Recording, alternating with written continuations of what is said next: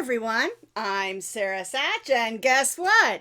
It's Friday Fun Day! Well, today I have just a small project for you. It's another great way to get rid of scrap yarn. You have a whole bunch of these. Well, we're going to show you how to make it into this so that you can get those cords nice and tidy. This is a really simple cord wrap. I have cords for my iPad, my phone, my computers, my printer, and the backs of the TV. They all look really messy. And we can use up our scrap yarns and make cord wraps, and they can hide behind, so it doesn't matter what colors they are. But if you want to make them in pretty colors, it's up to you. You can also use up some of your leftover buttons that maybe you don't have a use for. So today we're going to make some cord wraps so we can tidy up those cords. Now this is a super duper simple pattern, and as always I have that pattern for you in that link, and on that link you'll find pictures and the written out pattern so you can follow along with us if you want to with that pattern. So just go down underneath the video and click that link, and it'll shoot you right over to the blog as always. All right, so what do we need to tidy up our cords? Cord wraps. And I'm going to tell you what you need to make some. So here is my cord wrap. It's really a simple design.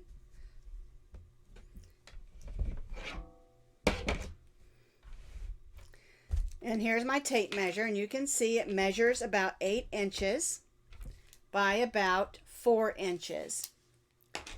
Now, if you have large, thick cords and you want to make this longer, you certainly can. And the other thing about this is you can move this button and you can curl it around if you want to and make it smaller. So it's very versatile, will fit lots of sizes of cords.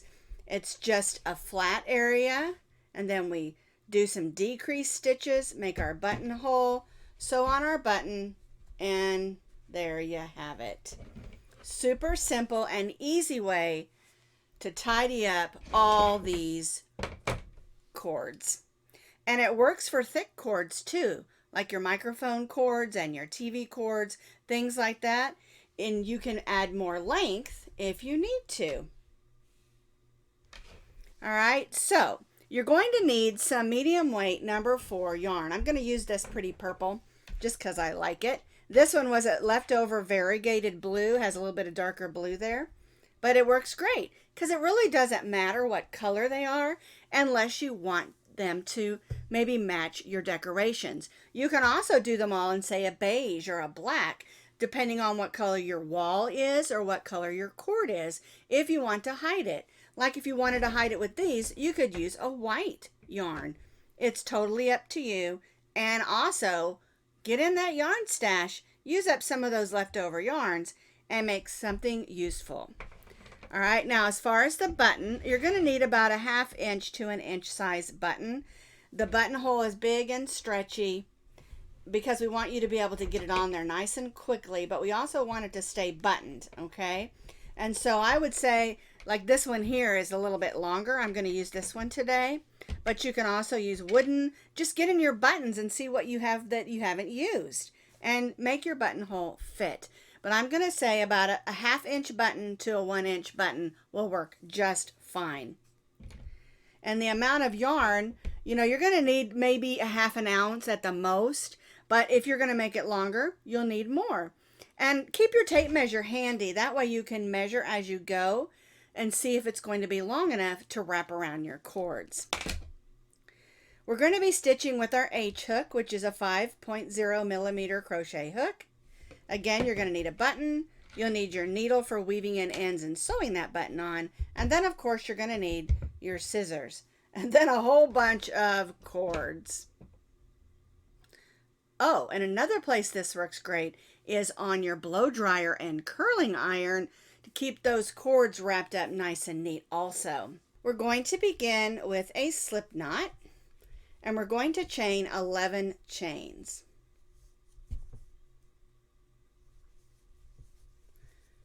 There's 5, 6, 7, 8, 9, 10, and 11. Now, if you have a big bundle of wires and maybe this width across isn't wide enough for you, that you want to have a little bit more length, you can add as many chains as you want to. There is no set repeat or multiples because it's all stitched in solid single crochets. So if you want it the sides a little bit longer, just add a little bit more chains. All right, so we're going to begin with a single crochet in the second chain from the hook, and then we'll stitch 1 single crochet in each of those chains across.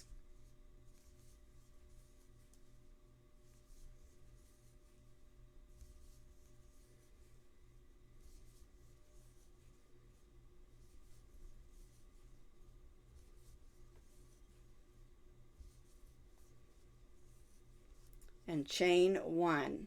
And so for row 1, you have 10 single crochets because we chained 11 and we began in the second chain from the hook.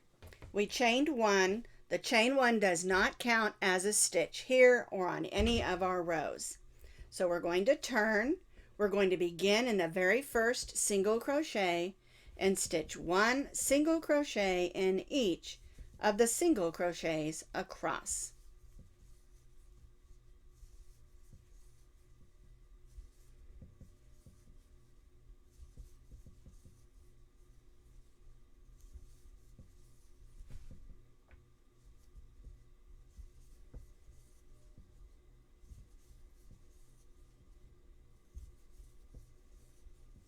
And chain 1. So for row 2, we again have 10 single crochets. So now what we're going to do is we're going to continue to repeat row 2 for 19 more rows, or more or less depending on what size cords you're trying to cover. For today's pattern though, because this is the size that I need, I'm going to continue to repeat row 2 for 19 more rows. So I repeated row 2 for 19 more rows, and that gives me 21 rows. I chained 1 and turned, and now we're going to do those single crochets together.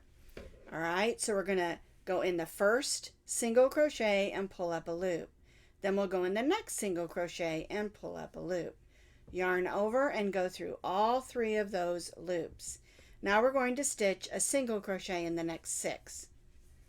1, 2, 3, 4, 5, and 6.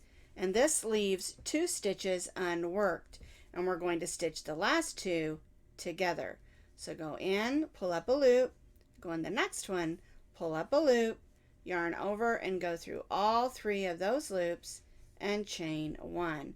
And so what we've done is we decreased at the beginning and end of our row. So we chained 1 and we're going to turn, and we're going to repeat what we just did. We're going to stitch the first 2 together.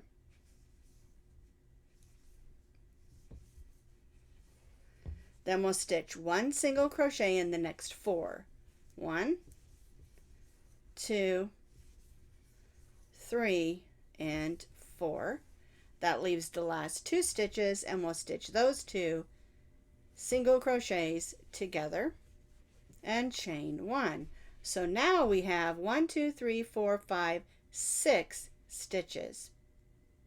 All right, so now we're going to do those single crochet together one more time. So we'll put the first 2 together. We'll single crochet in the next 2. 1, 2, and then stitch the last 2 together and chain 1. So now we have 1, 2, 3, 4 single crochet stitches.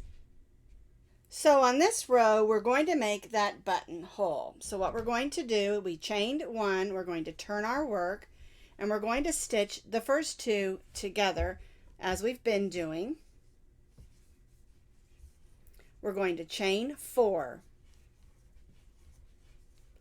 And now we'll stitch the last two together.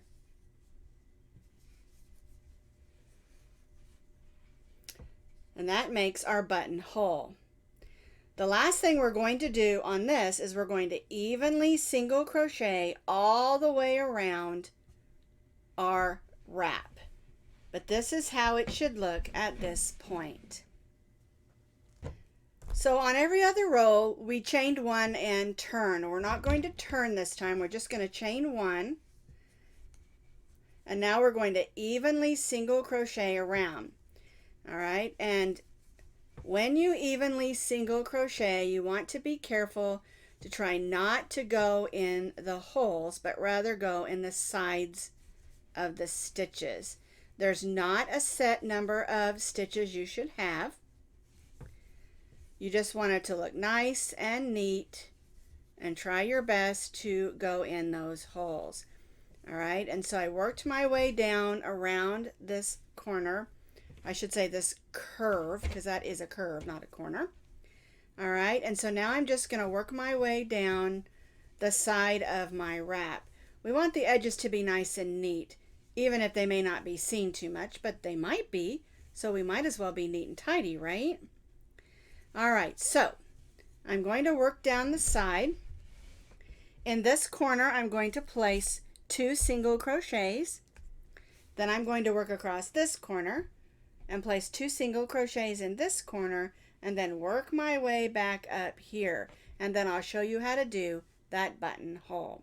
So basically, we're just evenly single crocheting all the way around our cord wrap. So I have single crocheted evenly down the side. I placed 2 single crochets in the corner, single crocheted across the bottom, 2 single crochets in that corner, and then single crocheted all the way back up to our button loop. And in this chain 3 space, we're going to stitch 4 single crochets. We're not stitching in the chain, we're stitching in the actual hole. So there's 2, 3, and 4. And now we're going to join to that first single crochet. Get in there.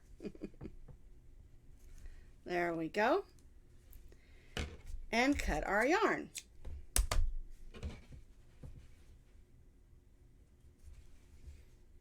Try to make it nice and tidy. Pulling it to the back there. And that is the button wrap itself. And I do have a few tidying up to do. I have a couple of ends that I'm going to weave in and make look nice and neat.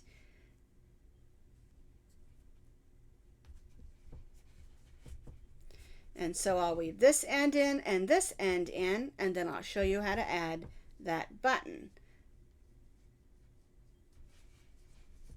My ends are all tidied up, and where you place the button really is determined by how thick the cords are that you're going to be wrapping up. If you just have a few cords like this and you want to wrap it up like this, you can add your button right here. Then it's nice and small. But if you have like some great big cords that are going to take a little bit more room, like this, it just depends on how thick the cords are. Also, if you added more length for big thick cords, keep that in mind as well. All right, so I'm going to fold mine like this and then like this, and then I'm going to put my button right here. All right, so I'm going to take my yarn, I'm going to come up from the bottom, and I'm going to make sure that I go in a stitch and not a hole in between. I'm going to leave a tail of yarn back here. I'm going to go through this stitch and then come back up. When I'm sewing buttons on crochet, I try to remember to make that loop. It just makes it a little bit more secure when you're tying off onto the back. All right, so I'm just going to add my button. I like this bright red button on here. And make sure I go in a stitch, not a hole. Especially if this is going to get buttoned and unbuttoned several times. We want it to stay secure. Sewing things on crochet or knit items or even weave items can be a little bit difficult because you can lose your stitches in those holes, and you want to make sure that you're stitching in a hole. All right, so I did that about 3 times. Depending on how much room you have in that buttonhole will depend on how many times you can stitch it on. All right, so I'm going to tie this knot twice, nice and snug, and then I'm going to do that knot. I'm going to cut this long tail off just because it makes it easier. And I do this twisty knot, push it as close to the crochet fabric as I can, and clip. All right, so now I have a second wrap for my cords. Now, wasn't that super fun and super easy? This is basically a beginner project. It's something you can make that's useful, fun, and pretty. They have so many different uses, and you can adjust this pattern super easy for as wide as you need it, because you may have thicker cords that are wider, and you can make it as long as you need it to wrap whatever you need to wrap up. Your blow dryer, your husband's cord for his razor, the television cord, speaker cords, computers, printers, anything that you have that you need your cords to be nice and tidy, you can make these super simple cord wraps. They also are great for traveling. If you're like me and you take your iPad or your laptop with you and you've got cords everywhere, these keep it tidy in your backpack or traveling bag. So lots of uses. And the last thing I want to say is use up those old scratchy yarns you haven't used, or maybe the yarns that didn't come out to be the colors you thought they were, or maybe some of those variegated you just don't know what to do with. Get in your buttons. You can use up your button stash and your yarn stash, and again, make something fun, useful, and pretty. I'll see you next week for Friday Fun with Sara, and I've got a fun pattern for next Friday as well. See you later.